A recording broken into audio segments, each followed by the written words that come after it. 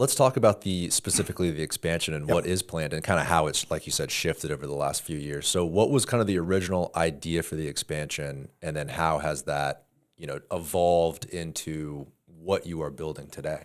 Yeah, so the aquarium where we sit, we've got a terminal 2, we've got a port terminal to our west, in between us and Sparkman Wharf, and then we have a parking lot and a terminal to our north. So the footprint for any kind of expanding the footprint beyond kind of the 4 walls / the on-site property, is a little limited for the moment, but I always say the moment. And so what we ended up doing was we said, look, where can we do a really significant expansion in our current footprint? And so that really was the starting point, right? That's what drove us to think about it. So we talked about Morphed a little bit earlier. That opened up in July of this year. What that did was that, and you can see the kind of up top, what that did is that took a ballroom space that we had that was probably underutilized at the end of the day, as well as the fact that the market here is changed a ton, right? So everybody downtown and Armature Works and others are all. So what we decided to do was, well, let's convert that, 10,000 square feet into an exhibit space because it gives us something new. And so that's the first part of the $40 million expansion, was converting current space. The second phase, which will slowly start happening over the next year and a half, we'll do 2 things. So one is what we found from guests is when you're on the second floor and you come out of Stingrays, you kind of almost go back into a lobby and they're like, wait, what? Where do I go? What do I do? So we're going to call it, we're going to gallerize it, so to speak. And so that will become more of a gallery experience where now you will follow a journey and a path. That will be, so new exhibits and new experiences. That will be part of that. And the anchor of that one will be a two-story puffin exhibit. So puffins aren't in Florida and haven't been. And so that will be an iconic exhibit. But again, in current indoor space that we'll be able to convert. And then lastly, what we'll do is the outdoor plaza.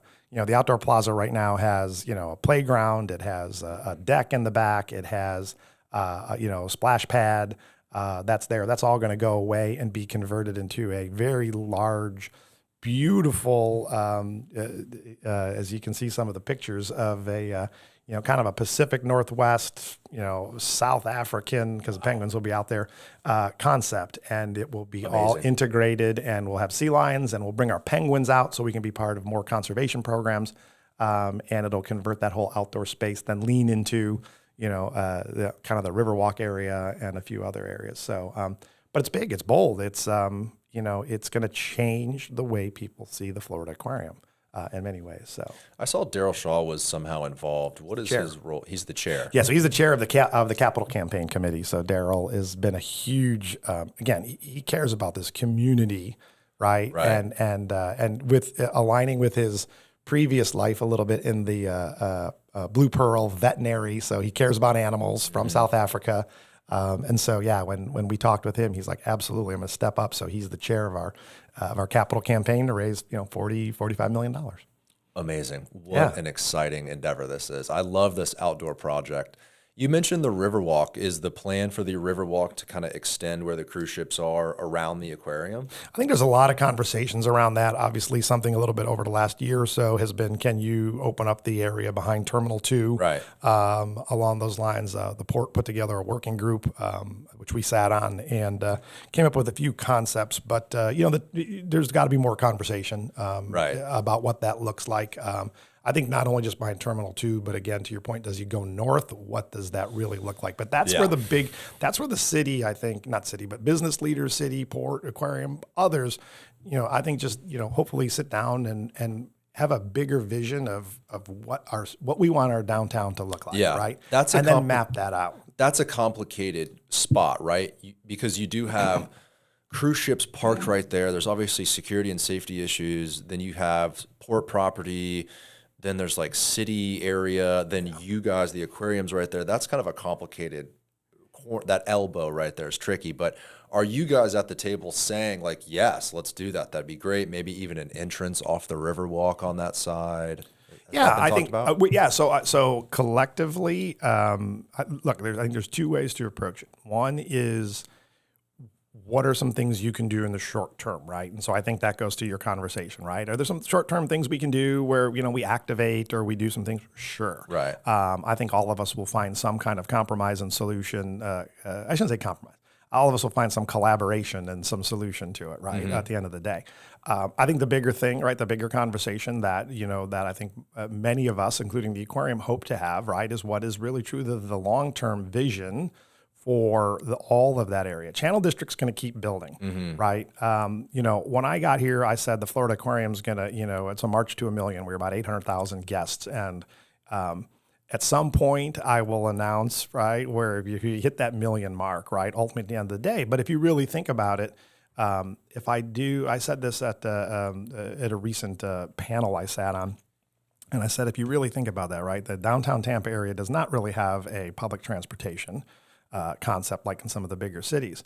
And so if I go from 800,000 people to 1 million people who walk, and I just do simple, I call it Southside Chicago math. And I say that proudly for all my Southside Chicagoans, right? Southside.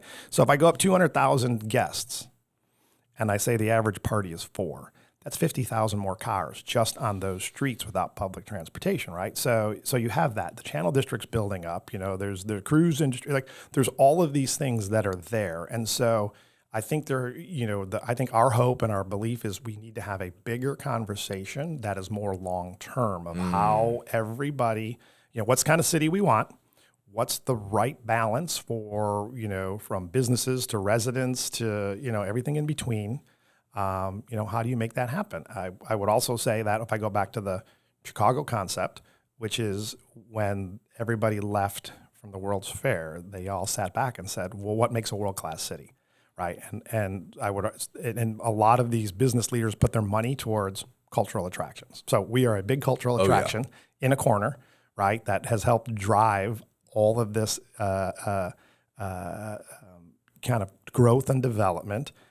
We see ourselves as a very important anchor, but a neighbor. And this is where the transition needs to change to more quality of life, work, life, and play. Because I think for the longest time, the thinking for the Florida Aquarium is, it's just a tourist economic driver. Well, that's a role we play, but is that what a world-class city, right, just only focuses on and all the things we do? I mean, one of the things that we want to look at the expansion and growing outside of our 4 walls is if I think of I always use the Lincoln Park Zoo in Chicago or what most people will know as the Central Park Zoo concept, right? Central Park Zoo concept is the Central Park Zoo is in the middle of not only Central Park, but is in the middle of neighborhoods, and it contributes to the quality of life. And I would argue that the values of the Upper West Side, values of the Upper East Side are like, well, we sit on our balcony and we can hear a lion roar and do whatever. The aquarium can serve that role in both not only water, but the Channel District, right? And so, we've talked about, can we redo the outdoors? Can we bring some animals outside that you don't even have to pay to go in, but you see? But it's really for the neighbors, right? Ultimately, at the end of the day, how do we become a neighborhood asset besides an economic driver, a learning institution, a scientific institution, right? All of the above. And so you're going to see more and more of that. My hope is just, again, the bigger conversations can happen of how do we map out what the downtown area should look like? Right. Make some tough decisions, and some right decisions. But at the end of the day, looking back 25 years from now, what should it look like and reverse engineer it? Yeah, because everyone wants to grow, right? The cruise ships want more passengers. Obviously, the aquarium wants, everyone in the area to come and enjoy it. Sparkman Wharf, they need to sell food, right? So it's everyone wants more traffic. And how do you kind of solve that equation in that pocket right there? Absolutely. Well, and let's not forget those residents, right? Ultimately, at the end of the day, I know the Downtown Partnership did a survey a few months back, right? And it was like 93% of residents and businesses in the downtown area, would like to see some type of, development and access to the waterfront. And if and it was about the Riverwalk at that time of expansion but we can figure it out. I think that we just got to get everybody in the room and really just think again about not short term, because you can make little decisions short term. And as we were talking earlier, right, you got these little pockets of who owns what and do whatever. But what's a holistic approach? And if the city is willing to do that, and I don't mean a city like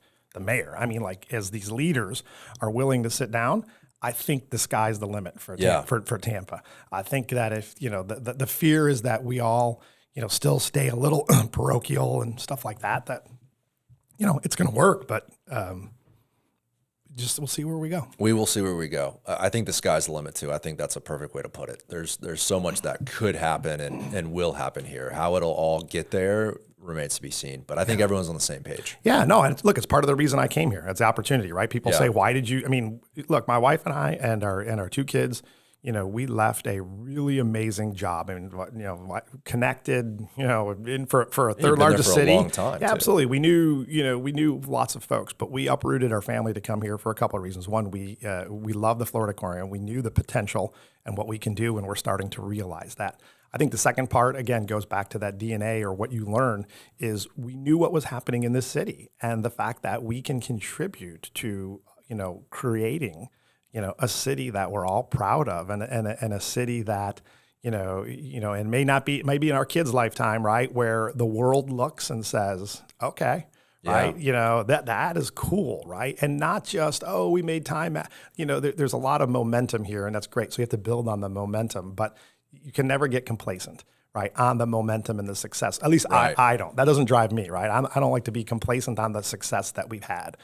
Lou, I had some friends who played at Notre Dame for football, and Lou Holtz used to always tell them, said, look, you score a touchdown, you hand the football to the referee, you act like you've been there before, so don't get like the goofy celebration. You get on the sideline, and what's next, right? Right. And that's kind of the drive that I have, and it's just saying, look, great momentum, but let's keep it going because, life is short, and at the end of the day, when we look back, I would like to know that we left it all on the table for the greater good of the community, the city, and the world, not the greater good of our bottom line, not the greater good of just, look at the Florida Aquarium. Like, that doesn't motivate me at all. Yeah. Our whole entire staff, when you talked about earlier, our staff has lofty goals of doing everything we can, laying it out on the table every day. Yeah. I think the city of Tampa and the aquarium is lucky to have you. Oh, you're very kind. I love what I do. And I appreciate you doing the show, too. I don't want to take up too much of your time. I think it's been almost an hour and a half. We said an hour. Oh, gosh. Yeah, I know. I could probably go all day with you. You're a fascinating guy. And your vision is incredible, not only for the aquarium, but for the city. I love that it's not all about the aquarium for you, really, at all. It's clearly much more broad for you. It's about the city and the community and the environment and Florida as a whole. And then obviously, the aquarium here is at the forefront for everyone to enjoy and experience. What is the timeline on the expansion here? What are we looking at in terms of project progress and completion? Yeah, so you'll see a couple of refreshing updates over the next year in 2024. I think by the end of 2024 calendar year, you'll see that gallery come online, the one we talked about on the second floor. I think early of 2025, you'll see the 2-story puffin exhibit, which will be a game changer. And then just because of either supply chain issues or a few things in construction, I would say late 25 is probably a pretty good space to say that bow is done and that outdoor sea lion exhibit and penguin exhibit will be completed and opened. And so you're really talking like, the next 2.5 years, we'll complete all this on time, on budget, and it'll be an exciting time. Fantastic. Well, if anyone's interested in visiting the aquarium, if you haven't already, definitely do so. The website is not floridaaquarium.com. It's flaquarium.org. Someone else owns floridaaquarium.com. Did you see that? Do they really? Something like that. I don't know. They're trying to sell it. Maybe they're holding you guys hostage. I have no idea what's happening there. But flaquarium.org. I'm assuming Florida Aquarium's on social, Instagram, all that sort of stuff to follow along. Absolutely. And then you, Mr. Roger, are you on social at all active? I am active on LinkedIn. Okay. So you can type in Roger Germann and Florida Aquarium, and you can find me on LinkedIn. I backed off on all of the other stuff. Probably a good move. Yeah, I think so. Well, listen, I appreciate your time, man. Thanks. It's great to be here. All right. Thanks. Bye, everybody.